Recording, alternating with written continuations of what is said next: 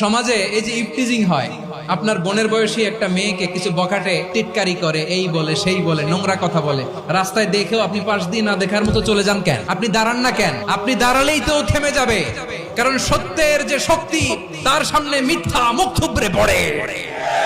আপনার সামনে ও কিছুই না, নাথিং। আপনি দাঁড়ান, ওকে প্রশ্ন করেন যে আমার বোনকে তুমি ডিস্টার্ব করো কেন? আপনাকে দেখে আরো 5 জন দাঁড়াবে, 5 জনকে দেখে আরো 10 জন দাঁড়াবে। আমাদের নীরবতা আর আমাদের নিশ্চুপ থাকাই জালিমদেরকে আরো শক্তিশালী জালিম বানিয়েছে। টেন্ডারবাজি, চাঁদাবাজি, দুর্নীতি, অপরাধ, দখলদারিত্ব, মজুদদারি, এগুলো সবকিছু একসাথে প্রতিরোধ করতে হবে, ঠিক কিনা বলেন? এই যে নতুন বাংলাদেশের এক সুযোগ এসেছে, আর জীবনে হয়তো আসবে। আসুন দেশটাকে আমরা সাজাই, আসুন আমরা এক দল আরেক দলকে নিশ্চিহ্ন করার যে রাজনীতি, এটা বন্ধ করি। সব দলের প্রতি আমার আহ্বান, আল্লাহর শপথ নিয়ে বলি, এই নাসিহাত গুলো সবার জন্য, সব দলের জন্য, সব মতের মানুষের জন্য। আমরা কোনো দলের প্রতি মানুষকে ডাকি না, আমরা ডাকি ইসলামের দিকে।